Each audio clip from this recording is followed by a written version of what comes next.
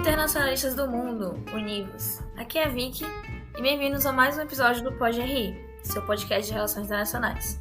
Hoje eu tô aqui com os meus amigos Sofia e Léo. Digam oi, pessoal, por favor.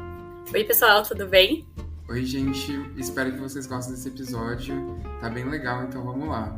É isso. O tema de hoje é a importância do ESG e a gente trouxe como convidada a professora Graziella Comini. Muito obrigada pela presença e se puder se apresentar, falar um pouco de você e se quiser dar uma introduzida no tema também, vai ser muito legal. Joia, né? Super legal participar do podcast com vocês, né? Eu sou professora associada da Universidade de São Paulo, do Departamento de Administração. Eu dou aula de empreendedorismo social, negócios de impacto e também gestão de pessoas. Sou vice-presidente do Instituto de Pesquisas Ecológicas e para mim é muito gostoso vir aqui falar de um tema tão relevante hoje para todas as organizações. Bom, perfeito. Gente, então vamos lá, que com certeza esse é um tema que todo mundo aí sempre quis saber mais, quem ainda não sabe e quem já sabe, né, vai com certeza aprender muito mais com a professora. Vamos lá.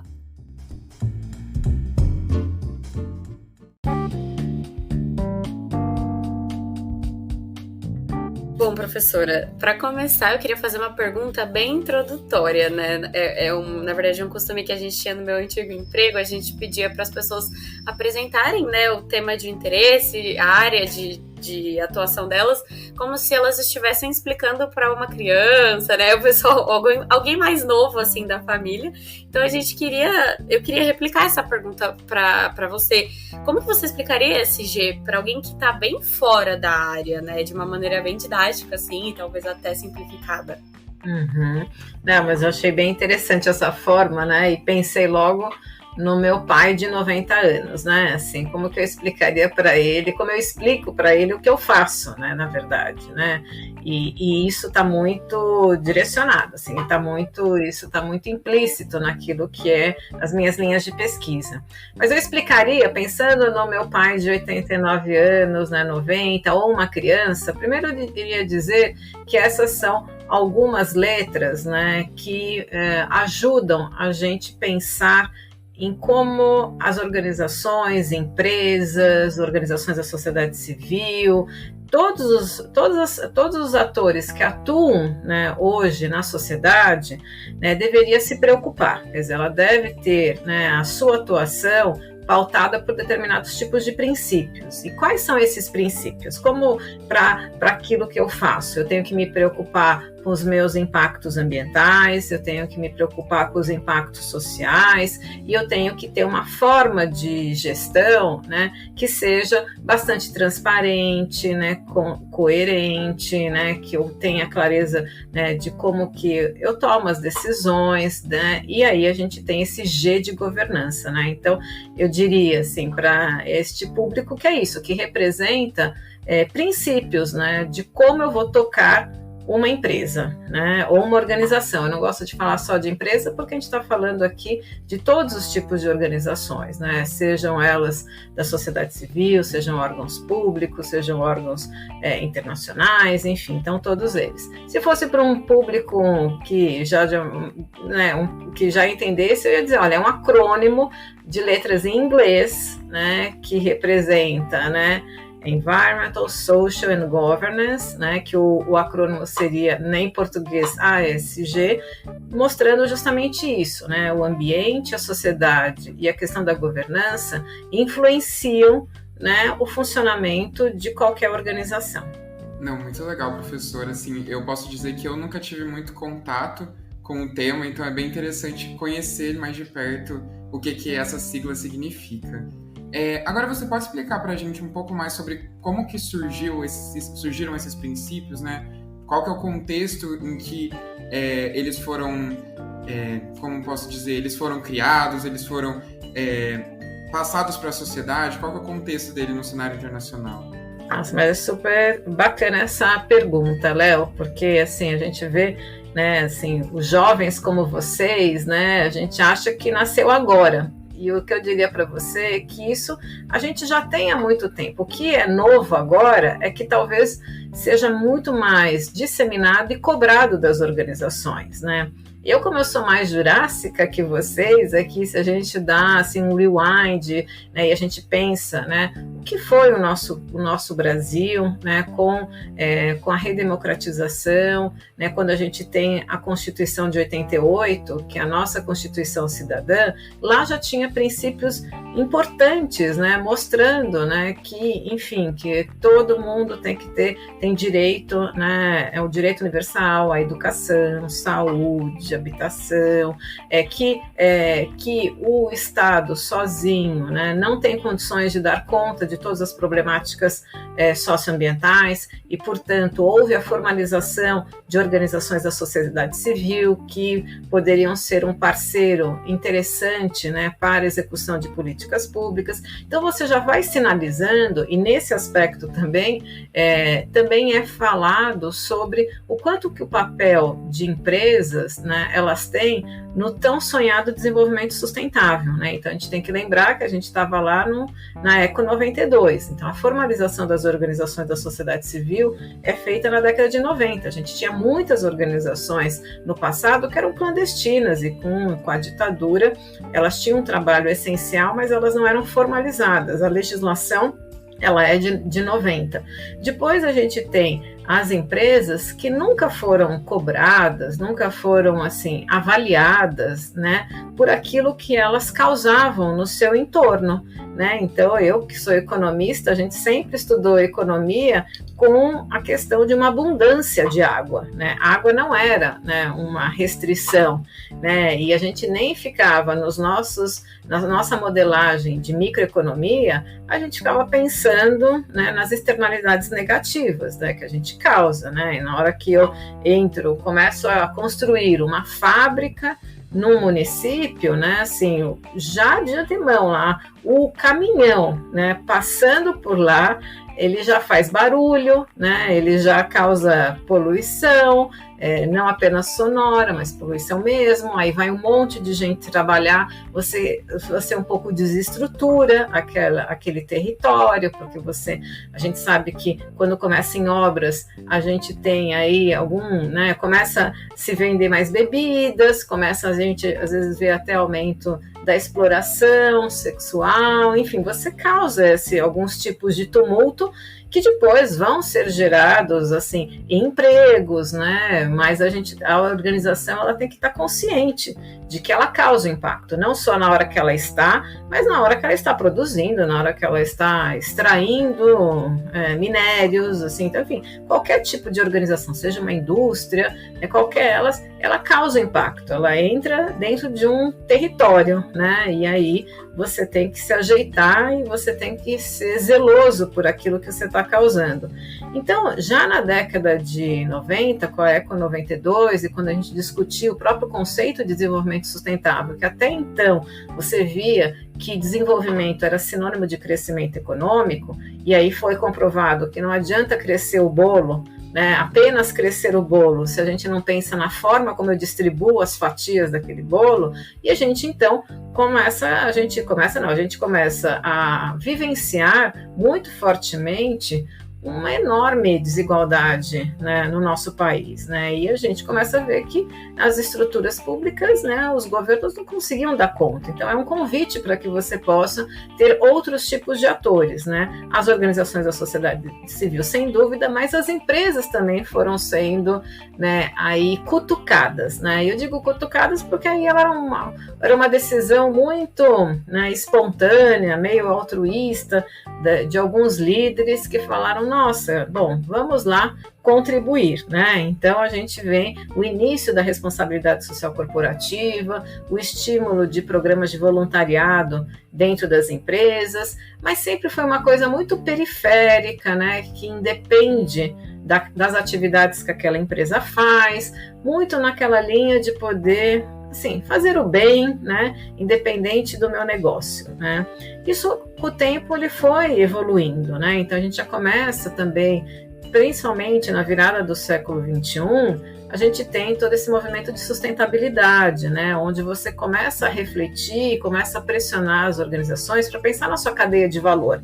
Quer dizer, não adianta você só fazer o bem, de você estar atento, né, a determinados tipos de relação que você tem com aquilo que a gente chama de atores-chaves, críticos, stakeholders, né? Será que os teus fornecedores também têm essa mesma preocupação? Será que, assim, como a gente sensibiliza o meu consumidor, o cliente? Então, sustentabilidade veio para você pensar em toda a sua cadeia de valor.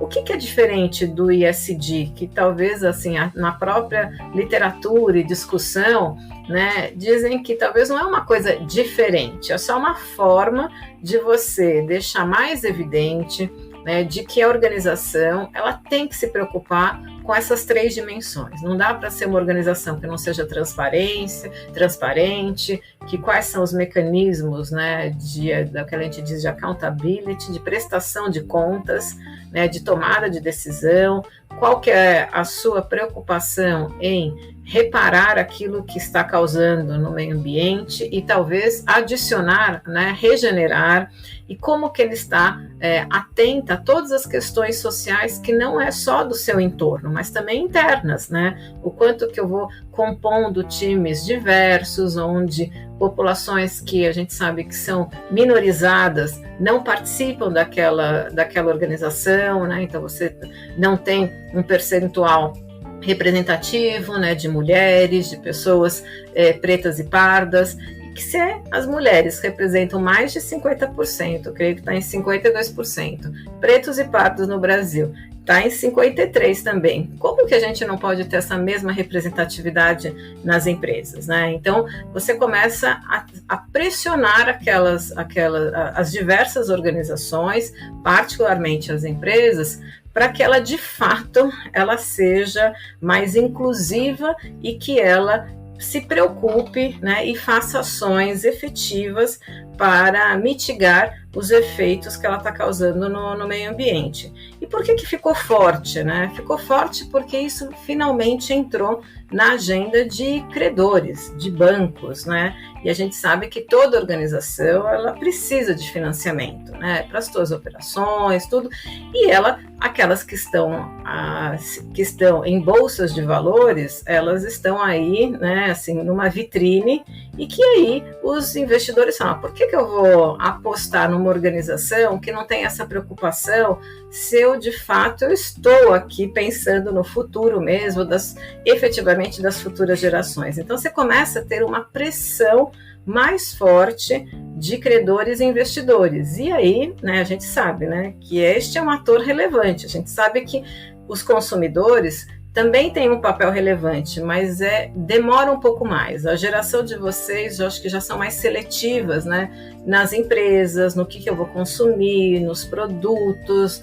Já a minha geração, né? A gente considera que é importante, mas talvez seja mais difícil da gente poder se reverter num consumidor muito mais consciente. Então, o consumidor aqui, ele tem um papel que eu acho fundamental. No caso brasileiro, ele ainda tem mais dificuldade de fazer mudanças drásticas nas empresas. Existem algumas sociedades que isso fica muito mais evidenciado, quando você tem mais consciência coletiva, né?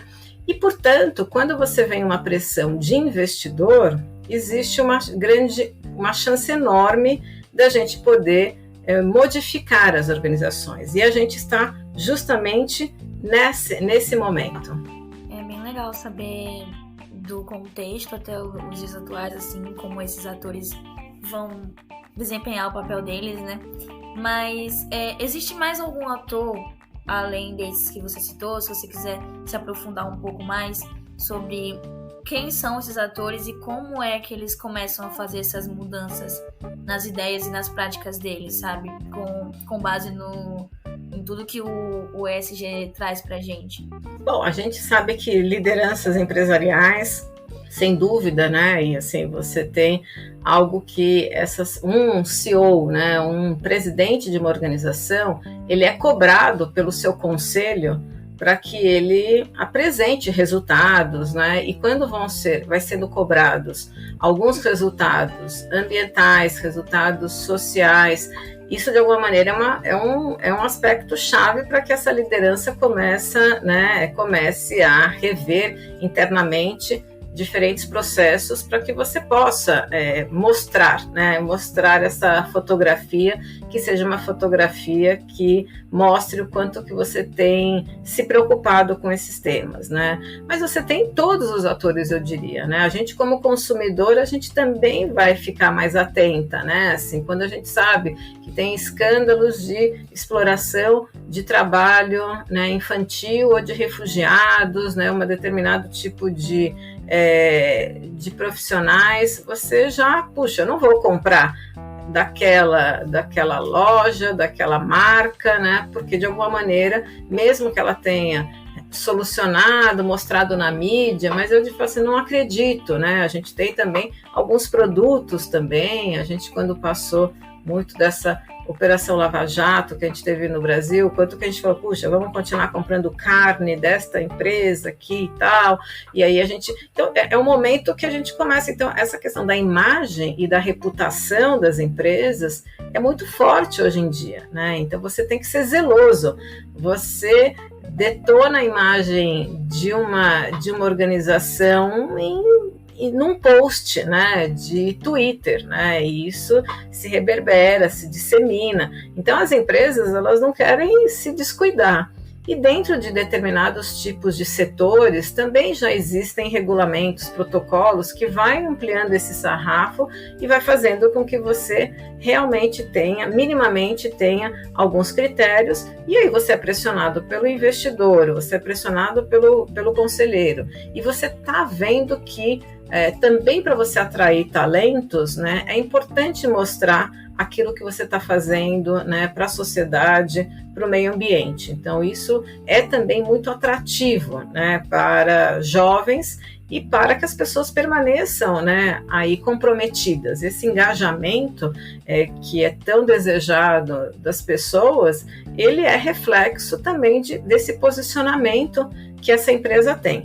Mas aí você tem regulamentações que sejam regulamentos governamentais, você tem critérios, por exemplo, de bancos de desenvolvimento como o BNDES, né? E aí você vai, né, organizações da sociedade civil que começam a pressionar aquelas organizações, né? Então, acho que você vê um conjunto, né? A mídia tem um papel fundamental. Então, assim, você vê um conjunto de atores, né? Porque por que a gente vai cobrar a empresa? Porque a gente sabe, num sistema capitalismo, a importância que elas têm, né? E não é uma importância meramente de pagamento de impostos e geração de emprego, né? Tem um papel fundamental e a gente vive num momento que todos nós vivenciamos a pandemia e também vivenciamos como algumas atitudes de determinadas empresas contribuíram para atenuar problemáticas sérias da pandemia, né? Então a gente viu na parte de alimentos, fornecimento de insumos básicos como álcool gel, máscara, enfim, a gente naquele início onde de repente 17 de março todo mundo ficou em casa, né? Então elas de alguma maneira têm uma colaboração em momentos que são momentos, claro, assim, situações que a gente nunca tinha vivenciado como pandemia, mas também desastres que a gente também, infelizmente, a gente ainda passa, e tem todos os momentos do cotidiano daquela empresa e que ela, então, para que ela seja bem vista, né, no mercado, ela de fato, ela começa a realmente a rever as suas ações nas diferentes áreas que a gente tem, produtivas, né, na parte de compras, né, na parte comercial, na parte de inovação, de pensar em inovações nos seus produtos. Então, acho que isso é um conjunto de forças, né, que impulsionam a reflexão e a mudança. Agora, a universidade da qual eu faço parte também é um ator fundamental, porque é o momento da gente conscientizar esse jovem, né, para que ele também seja um agente de mudança. Então, a universidade tem um papel, também é um ator que eu considero essencial. Vitória. Mas bom, professora, acho que deu na questão 2, né? Você falou muito que as empresas foram cutucadas, e nessa última resposta deu para perceber que parece que deu certo assim, essa cutucada. As empresas hoje elas são muito mais conscientes, elas contratam consultorias, contratam terceiro setor, enfim, e realmente está muito diferente hoje, graças ao ESG, a consciência das empresas, né? Mas a gente queria saber como que você analisa, né, a posição do Brasil também frente ao ESG, porque o que parece hoje é que o governo precisa também ser cutucado, né? Não sei, parece que as empresas estão muito mais além do que a própria postura nacional. A gente queria saber assim, um pouco da sua análise. Tá. Quando a gente fala assim, o ESG, porque o ESG não é alguma coisa, não é uma entidade, né? Eu acho que talvez seja assim, a força que se tem, a preocupação que uma sociedade tem com os impactos socioambientais, e sabe que o desenvolvimento de uma sociedade passa por você ter uma conservação da sociobiodiversidade, de você ter uma sociedade que seja inclusiva, né? Então, acho que esses são aspectos importantes norteadores. Quando aquela sociedade percebe isso, assim, você tem movimentos muito mais fortes, endógenos, né? Mas podem ser exógenos, né? E das empresas, sem dúvida, o exógeno talvez prevaleça, embora a gente tenha casos muito exemplares de organizações que você tem aí toda uma preocupação. Exógeno no sentido que é de investidores, né, que é do consumidor, que são protocolos, né? Então a empresa nesse aspecto ela tem essa agilidade, né, de você poder fazer algumas mudanças, tem muito mais facilidade, né? Falta mais vontade, né? Eu não digo que hoje a gente está num cenário que a gente tem que assim celebrar, né? Nossa, estamos, né, super evoluídos dentro das empresas. Não, acho que a gente tem aí um degradê, assim, a gente vê empresas que querem mais fazer algo para inglês ver, né, que conste nos seus relatórios, e outras que genuinamente estão revendo tudo, né, assim, todos os seus valores, né, e que já faz parte daquilo que a gente chama de cultura organizacional.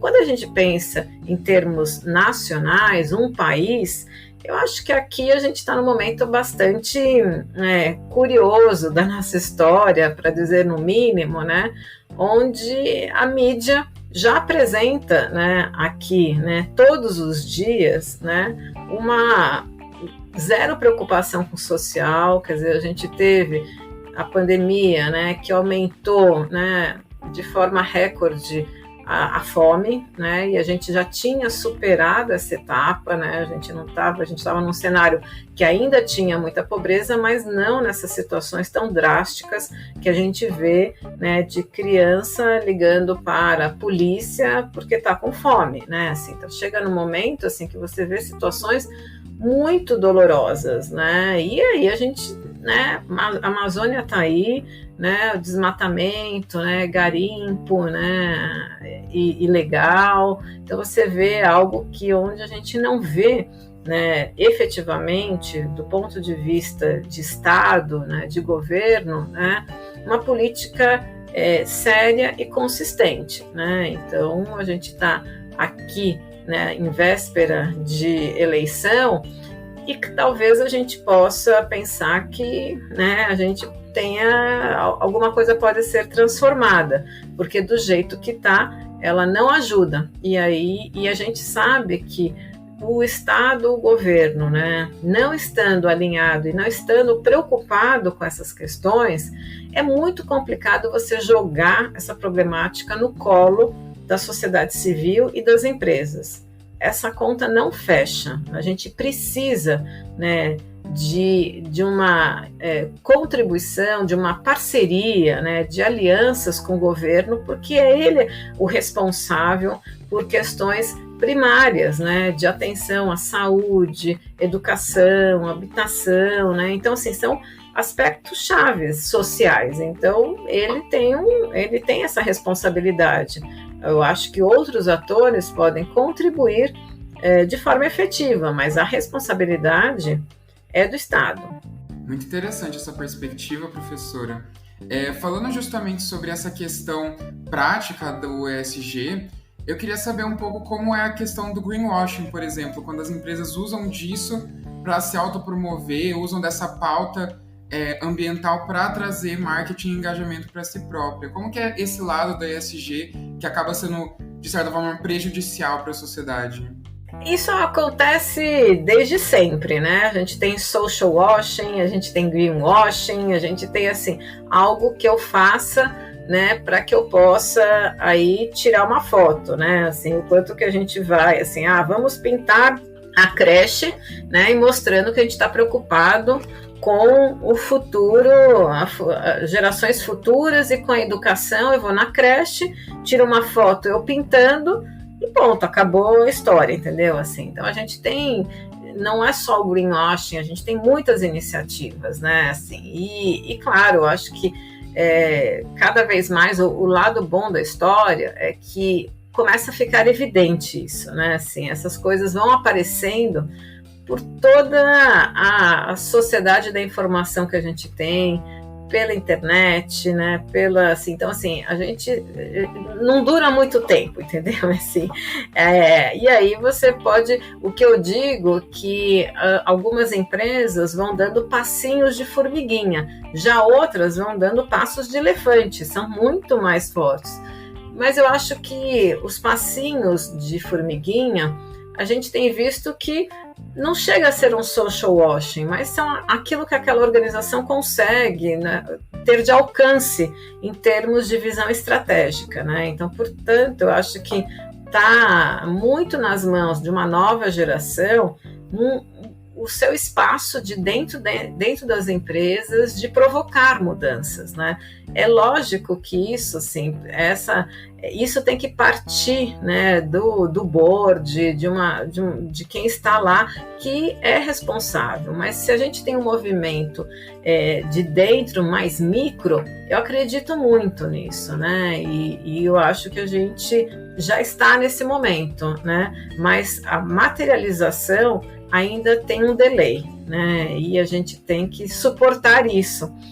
Mas a gente não pode nos eximir de sermos agentes de mudança em qualquer organização. Eu, dentro da universidade, o quanto que eu levo este assunto para os meus alunos, que faço eles terem uma reflexão crítica, para quem está dentro da empresa, para o nível de gestão, para o nível de direção e, obviamente, presidente, né? Então, assim, eu acho que a gente também tem que se colocar como sendo partícipe nesse processo de transformação.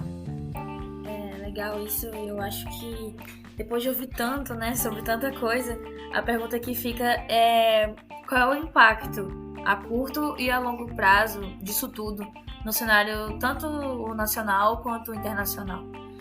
Olha, eu acho que quando a gente resgata aquela questão sobre e o Brasil, né, quais são essas políticas, são políticas governamentais, a gente viu que a nossa foto não está boa, né, e isso impacta enormemente diversos setores, né, e a gente viu aí num setor de agrobusiness, né, então a gente está recentemente, assim, a comunidade europeia levantando o sarrafo em termos de verificação de quanto que aquela produção, ela é uma produção limpa, né, que pode ser rastreada para poder entender o quanto que ela não é fruto de desmatamento, porque se for, não compra. Então você tem este cliente, né, mais macro de países, né, criando os boicotes a determinados tipos de países, né, e produtos, né, alguns de maneira, enfim, né, que errônea, porque querem manter monopólio, mas no geral eu acredito que tem hoje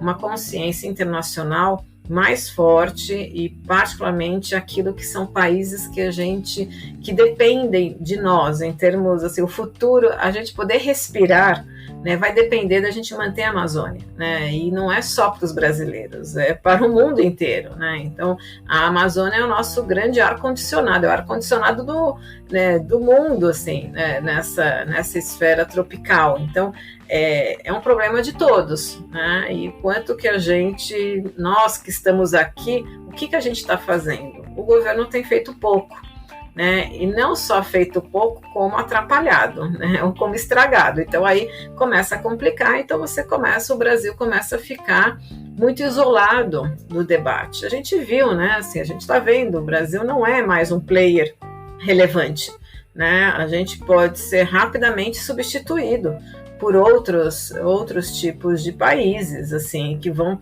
fornecer matérias-primas, né, produtos, né, que tenham aí o princípio de ESG muito mais claro, né? Então a gente tem um impacto enorme em termos de sociedade, né? Então é por isso que a gente tem que escolher bem, né? Os nossos políticos, os nossos governadores, prefeitos, governadores e presidente, porque uma decisão errada deles causa um problema enorme e para todos nós.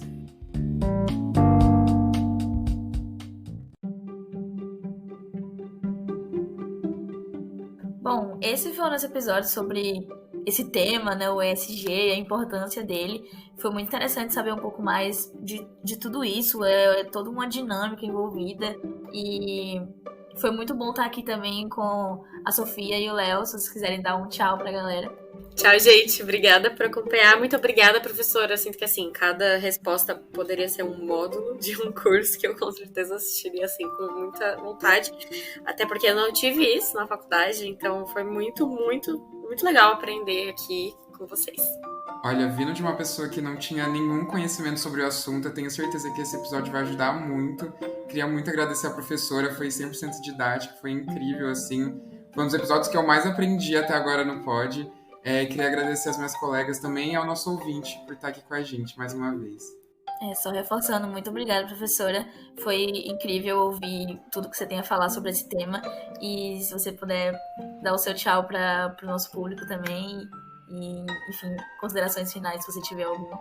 Não, eu queria só agradecer mesmo, acho que é isso. Eu queria que todos se posicionassem como agente de mudança. Na hora que você pensa no estágio, na hora que você pensa no seu trabalho, você busca informações das empresas que vocês vão trabalhar, né?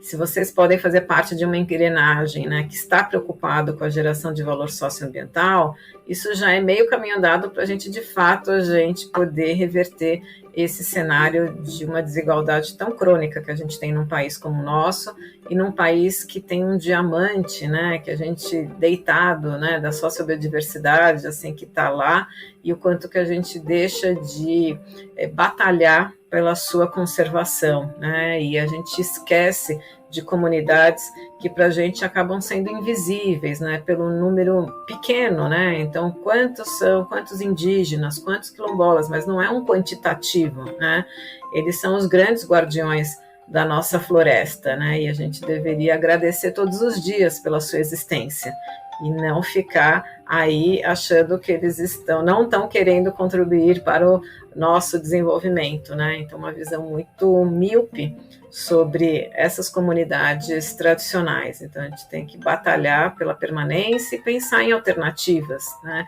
E qualquer tipo de organização pode gerar mais impacto, né? Basta a gente ter consciência disso.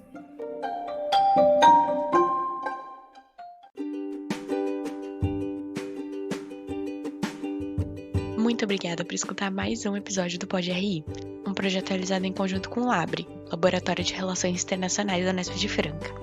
Para mais informações, curiosidades, memes, episódios, siga a gente nas nossas redes sociais. Além disso, não esqueça de conferir a descrição aqui do episódio, que a gente costuma deixar alguns links relacionados ao tema da vez.